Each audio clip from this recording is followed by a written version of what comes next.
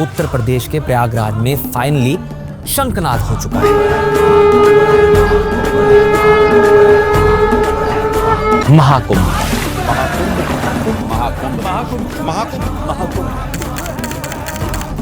इस spiritual gathering में अनुमान लगाया जा रहा है कि लगभग 40 से 50 करोड़ संत महात्मा, कल्पवासी, ऋषि मुनि, हिंदू डिवोटीज और टूरिस्ट देश विदेश से शामिल हों शाही स्नान करने के लिए। ये माना जाता है कि शाही स्नान में भाग लेने से लोग न सिर्फ अपने पास्ट लाइफ के पापों से मुक्ति पा सकते हैं, बल्कि इस जीवन और मृत्यु के सर्कल से भी आजाद हो जाते हैं, यानी कि मोक्ष की प्राप्ति कर लेते हैं। अपने आत्मा में लगे सारे कर्म संस्कारों को विनष्ट करना ही मोक्ष है। वैसे कुंभ के बारे में आप सभी ने किसी न किसी से कभी ना कभी तो जरूर सुना होगा, जैसे घर के बुजुर्गों से या फिर हाल ही में इंटरनेट और मीडिया के जरिए।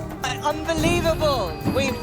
It's so energizing and the atmosphere was so friendly and warm. In fact, all thanks to Indian cinema, कुंभ का जिक्र होते ही कुछ लोगों के दिमाग में तो वो क्लासिक स्टोरी भी आ गई होगी, जहां भाई भाई, माँ बेटा या प्रेमी प्रेमिका कुंभ मेले की भीड़ में एक दूसरे से बिछड़ जाते थे। कुंभ के मेले में इतनी भीड़ होती है कि अपनों का साथ छूट जाता है। एक बार कुंभ का मेला लगा हुआ था। यहाँ ऑस्ट्रेलिया में? नहीं, इंडिया में।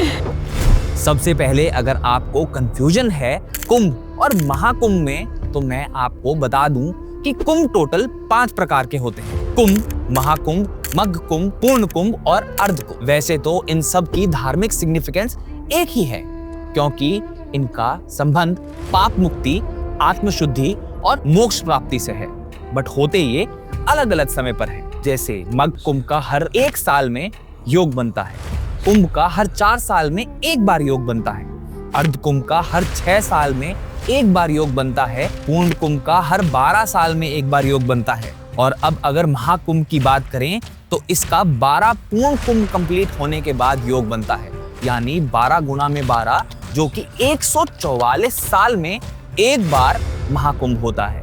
हम सब लकी हैं, लकी नहीं बहुत लकी हैं कि इस साल 2025 में महाकुंभ का योग बना है, और वो भी 144 साल बाद।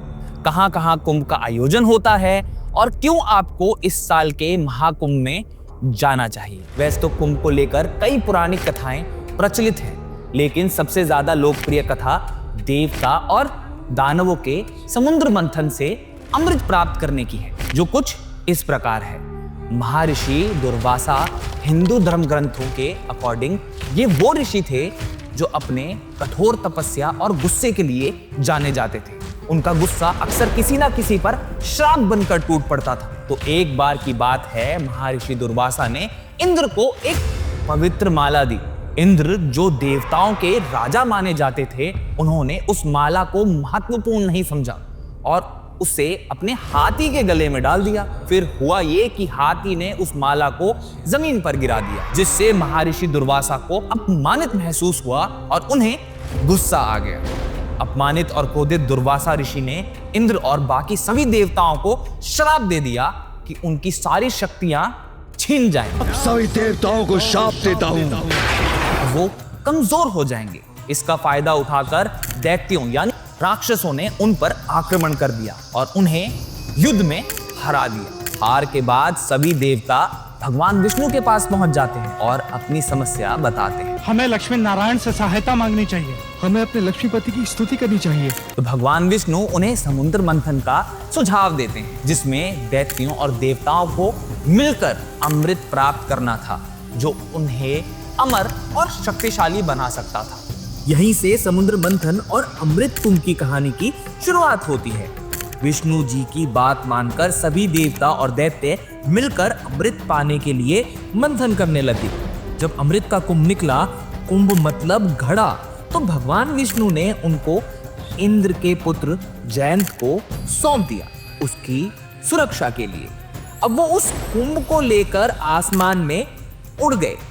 इसके बाद दैत्यों के गुरु शुक्राचार्य के आदेश पर दैत्यों ने जयंत का पीछा किया और बीच रास्ते में उन्हें पकड़ लिया। फिर अमृत कुंभ के अधिकार को लेकर देवता और दैत्यों के बीच 12 दिन तक लगातार युद्ध हुआ। इस युद्ध के दौरान कुंभ से अमृत की कुछ बूंदें पृथ्वी के 4 जगहों पर गिर गई थी। पहली प्रयागराज में गंगा यमुना सरस्वती के संगम पर, दूसरी हरिद्वार में गंगा नदी में, तीसरी उज्जैन में शिप्रा नदी में और चौथी नासिक में गोदावरी नदी। इसलिए ये 4 जगह अत्यंत पवित्र मानी जाती हैं और इन्हीं जगहों पर कुंभ मेले की परंपरा शुरू हुई। हालांकि ये कहानी यहीं खत्म नहीं होती। उस वक्त अमृत कुंभ की सुरक्षा के लिए कुछ ग्रहों ने अपना योगदान भी दिया था। जैसे चंद्रमा ने अमृत को कुंभ से बहने से रोका था, सूर्य ने कुंभ को टूटने से बचाया था, गुरु ने कुंभ को दैत्यों द्वारा चुराने से बचाया था। लेकिन देवता और दैत्यों का युद्ध बंद होने का नाम ही नहीं ले रहा था। तो भगवान विष्णु ने मोहिनी का रूप धारण करके अमृत सबको बांट दिया। उन्होंने ये इतनी चालाकी से किया कि देवता अमर हो गए और दैत्यों को अमृत मिला ही नहीं। और इस तरह फाइनली इस युद्ध का अंत हो गया। कहते हैं कि देवता और दैत्यों के 12 दिन के युद्ध हमारे यानी इंसानों के टाइम के अकॉर्डिंग 12 साल के बराबर था। इसीलिए पूर्ण कुंभ का आयोजन भी 12 सालों में एक बार होता है। उन 4 जगहों में से एक यानी प्रयागराज, हरिद्वार, उज्जैन या नासिक जहां अमृत की बूंदें गिरी थी, वो भी ठीक तब जब सूर्य, चंद्रमा और गुरु ग्रह वही विशेष योग बनाते हैं जो उस समय था जब अमृत कुंभ की रक्षा की गई थी। मतलब कि उस समय जो ग्रहों की पोजीशन थी वही डिसाइड करती है कि कुंभ मेला कब और चारों में से कौन सी जगह होगा। ये पूरा प्रोसेस एस्ट्रोलॉजिकल कैलकुलेशंस के बेस पर होता है। इसको और सिंपल तरीके से समझें तो हर 12 साल में जब सूर्य, चंद्रमा और बृहस्पति एक साथ किसी एक राशि में आते हैं तो उसी समय पूर्ण कुंभ मनाया जाता है। उन्हीं 4 जगहों में से एक जहां समुद्र मंथन के वक्त अमृत की बूंदें गिरी थी। और जब एक ही जगह 12 बार पूर्ण कुंभ का आयोजन हो जाता है तब जाके महाकुंभ मनाया जाता है। यही नहीं, एक और इंटरेस्टिंग बात बताता हूं आपको। कहा जाता है कि क्योंकि देवता और दैत्यों के बीच 12 दिन तक युद्ध चला था अमृत कुंभ के लिए, तो टोटल कुंभ भी 12 ही होते हैं, जिनमें से 4 कुंभ पृथ्वी पर होते हैं जहां हम लोग मनाते हैं, यानी प्रयागराज, हरिद्वार, उज्जैन और नासिक में। बाकी के 8 कुंभ देवलोक में होते हैं जहां सिर्फ देवता ही पहुंच सकते हैं। अब बात करें कुंभ की हिस्ट्री की, तो आदि गुरु शंकराचार्य ने 6th सेंचुरी BCE में कुंभ को पॉपुलर बनाना शुरू किया था। लेकिन तब किसी को ये नहीं पता था कि ये एक अनंत सफर का आरंभ हो रहा है जो समय के दायरे में बांधा नहीं जा सकेगा। जैसे जैसे सदियां बीती कुंभ का वैभव बढ़ता गया, इतना कि जो विदेशी यात्री भारत में आए थे उन्होंने भी अपनी किताबों में कुंभ के बारे में जिक्र किया है। जैसे कि ग्रीक यात्री मेगास्थनीस भारत आए थे और उन्होंने अपनी किताब इंडिका में गंगा के किनारे लगने वाले मेले का वर्णन किया था। वहीं सम्राट हर्षवर्धन के टाइम यात्री यंगसंग ने 16 साल तक देश के अलग अलग हिस्सों में अध्ययन किया था और करीब 1400 साल पहले उन्होंने प्रयागराज कुंभ में भाग लिया था। अपनी किताब सियुकी में लिखा था कि प्रयाग में स्नान सभी पाप धो देता है। इसके अलावा महमूद के शासनकाल में अल बिरूनी ने अपनी किताब उल हिंद में समुद्र मंथन और देव दानव संघर्ष का वर्णन किया था। वहीं बात करें सम्राट अकबर की, तो उन्होंने 1567 में पहली बार प्रयाग आकर कुंभ और नागा साधुओं के बारे में जाना था, जिसके बारे में अबुल फजल ने अकबरनामा में लिखा भी था कि यह स्थल प्राचीन काल से प्रयाग कहा जाता था। बादशाह के मन में विचार था कि जहां गंगा यमुना मिलती है और भारत के श्रेष्ठ लोग इसे बहुत पवित्र समझते हैं, वहां एक फोर्ट बनाया जाए। इससे पहले 1398 में समरखंड से आए सुजाउद्दीन तिमुरलंग ने हरिद्वार अर्ध कुंभ मेले पर हमला किया था और अपनी ऑटोबायोग्राफी तुज़्क़-ए-तैमूरी में इसका जिक्र भी किया है। और तो और 14th सेंचुरी के संत नरसिंह सरस्वती ने नासिक कुंभ का वर्णन अपनी मराठी किताब में भी किया है। वहीं 16th सेंचुरी के नारायण भट्ट ने त्रिस्थली सेतु में कुंभ का विस्तार से वर्णन किया हुआ है। हालांकि कुंभ मेले शब्द का पहला लिखित प्रमाण मुगल काल के गजेट खुलासत उल त्वारिक में मिलता है, जो 1695 में औरंगजेब के समय सुजन राय खत्री ने लिखा था। उनका कहना था कि कुंभ मेला हजारों सालों से हो रहा है। तो बेसिकली कुंभ मेले की जो परंपरा है वो बहुत पुरानी है। कुछ ऐतिहासिक और पुराने ग्रंथों जैसे ऋग्वेदा, पुराणों और महाभारत में भी समुद्र मंथन और इस प्रथा के उल्लेख मिलते हैं, जिससे हमें इसकी सिग्निफिकेंस यानी मूल आधार को समझने में मदद मिलती है। इस प्रथा को शुरू करने का मकसद सिर्फ धार्मिक स्नान करके पाप धोना नहीं था, बल्कि ये था कि लोग अपने धार्मिक और स्पिरिचुअल ज्ञान को एक दूसरे के साथ बांट सके। वैसे तो प्राचीन काल से ही कुंभ मेला धार्मिक, सामाजिक और आध्यात्मिक तौर पर महत्वपूर्ण रहा है, लेकिन आज कुंभ मेला एक ऐसा धार्मिक उत्सव बन गया है जो दुनिया भर में मशहूर है। कुंभ मेले में लाखों करोड़ों लोग आते हैं, सिर्फ भारत से ही नहीं बल्कि दुनिया के अन्य देशों से भी। कुंभ मेले के नाम कई मल्टीपल गिनीज वर्ल्ड रिकॉर्ड भी हैं, including one for the largest crowd management, और हो भी क्यों ना, जो 2019 में प्रयागराज में अर्ध कुंभ मेला लगा था, उसमें तकरीबन 200 मिलियन यानी 20 करोड़ लोग शामिल हुए थे। Can you imagine? ये संख्या बहुत ही बड़ी है और इससे पता चलता है कि लोग इस धार्मिक त्योहार, इसके प्रति आस्था के महत्व को कितना मानते हैं। और जैसे कि फाइनली 144 साल के बाद महाकुंभ का 13 जनवरी 2025 को आरंभ हुआ है, जो समाप्त होगा 26 फरवरी 2025 को, तो ये बहुत ही खास और ऐतिहासिक मौका है हम सभी के लिए अपने पापों से मुक्ति पाने का और ज्यादा से ज्यादा पुण्य प्राप्त करने का। अब बात करें महाकुंभ से जुड़े रिचुअल्स की। महाकुंभ में बहुत कुछ होता है। गंगा आरती होती है, हवन पूजन होता है और यहाँ तक कि पिंडदान भी किए जाते हैं। इसी के साथ साथ कुंभ मेले में कथा और कीर्तन के इवेंट्स भी होते हैं। अलग अलग राज्यों से लोग अपनी अपनी संस्कृति को यहाँ पर दिखाते हैं, अपने लोकगीत, नृत्य और कला का प्रदर्शन भी करते हैं। लेकिन इसका सबसे खास और महत्वपूर्ण आकर्षण होता है शाही स्नान यानी द रॉयल बाथ, जिसे असंख्य यज्ञ, तपस्या और दान के बराबर माना जाता है।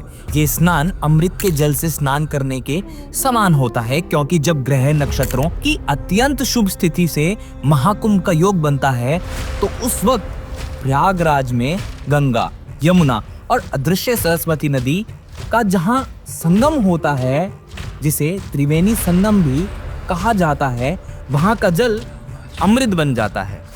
इसलिए इसका लाभ दूसरे समय के स्नान के मुकाबले कई गुना ज्यादा हो जाता है। यही नहीं, इसे आत्मा की शुद्धि और मोक्ष प्राप्त करने का सबसे सरल मार्ग बताया गया है। ये शाही स्नान कुंभ के सबसे पवित्र दिनों में होता है। जैसे 2025 के महाकुंभ में आप प्रयागराज के त्रिवेणी संगम में शाही स्नान कर सकते हैं इन कुछ खास तारीखों पर। 14 जनवरी मकर संक्रांति पर, 29 जनवरी मौनी अमावस्या पर, 3 फरवरी बसंत पंचमी पर, 12 फरवरी मघ पूर्णिमा पर और 26 फरवरी महाशिवरात्रि पर। ये 5 दिन सबसे ज्यादा पवित्र माने जा रहे हैं शाही स्नान के लिए। कुंभ के समय शाही स्नान में विभिन्न अखाड़ों के साधु संत भी भाग लेते हैं। अखाड़ों को हिंदू धर्म में धार्मिकता और साधना का प्रतीक भी माना जाता है। So coming back to the point, अखाड़ों को स्नान का अधिकार एक विशेष कर्म के अनुसार दिया जाता है, जो परंपरा और उनकी प्रतिष्ठा के आधार पर तय होता है। जैसे जूना अखाड़ा, निरंजनी अखाड़ा और महानिर्वनी अखाड़ा। वैसे नागा साधु सबसे पहले शाही स्नान करते हैं, उनके बाद महामंडलेश्वर और अन्य साधु अपना स्नान करते हैं। उसके बाद आम श्रद्धालु पवित्र नदी में स्नान करते हैं। हालांकि शाही स्नान से पहले साधु संतों का एक भव्य जुलूस निकलता है। ये जुलूस हाथी, घोड़े, ऊंट और रथ पर सवार होके निकाला जाता है। साधु संत अपनी पारंपरिक शस्त्रों और ध्वज के साथ जुलूस में शामिल होते हैं। वैसे आपको बता दूं कि कुंभ मेले की इंपॉर्टेंस सिर्फ रिलीजियस पर्सपेक्टिव तक सीमित नहीं है। यूनेस्को ने कुंभ मेले को intangible cultural heritage of humanity के रूप में रिकॉग्नाइज किया है।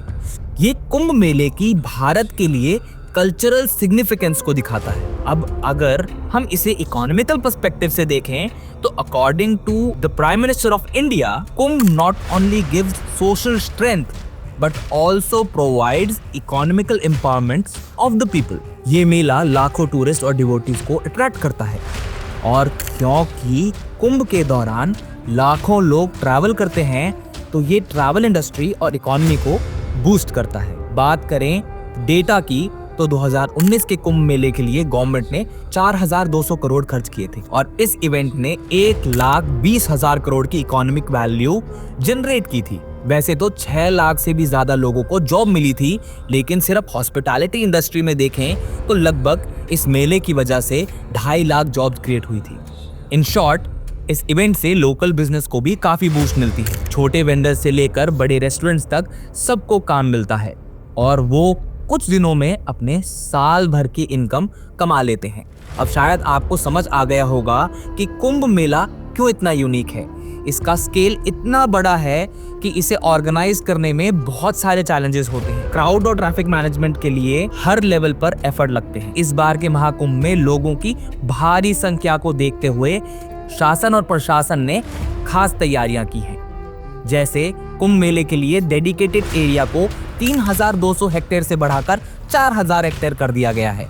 पार्किंग एरियाज एक्सटेंड किए गए हैं और इतनी बड़ी गैदरिंग को मैनेज करने के लिए 2,500 से ज्यादा सर्वेलेंस कैमरा भी लगाए गए हैं ताकि सिक्योरिटी को इंश्योर किया जा सके। बेसिक फैसिलिटीज को ध्यान रखते हुए इस बार 5 लाख से ज्यादा टेंट और टॉयलेट्स बनाए गए हैं। इनफैक्ट गवर्नमेंट ने तो एक टेम्पररी डिस्ट्रिक्ट भी घोषित कर दिया है जिसे महाकुंभ मेला जिला कहा जा रहा है। सुरक्षा के लिए पुलिस, सेना, पीएसी, एनडीआरएफ, एसडीआरएफ, जल पुलिस, पैरामिलिट्री फोर्सेस और प्राइवेट पुलिस के लाखों जवान तैनात किए गए हैं। और क्योंकि इतनी भारी संख्या में लोग आने वाले हैं तो सफाई भी एक चिंता का विषय है और इसलिए मेले की सफाई और देखभाल के लिए हजारों सफाई मित्र सेवा भी दे रहे हैं। यही नहीं, लोगों की यात्रा को आसान बनाने के लिए अलग अलग मार्ग तैयार किए गए हैं। साथ ही सभी मार्गों पर पार्किंग की स्पेशल फैसिलिटी दी गई है ताकि लोग कम से कम चलकर घाट तक पहुंच सकें। और क्योंकि आजकल टेक्नोलॉजी का ज़माना है तो कुंभ मेला 2025 में भी टेक्नोलॉजी का काफ़ी इस्तेमाल किया गया है।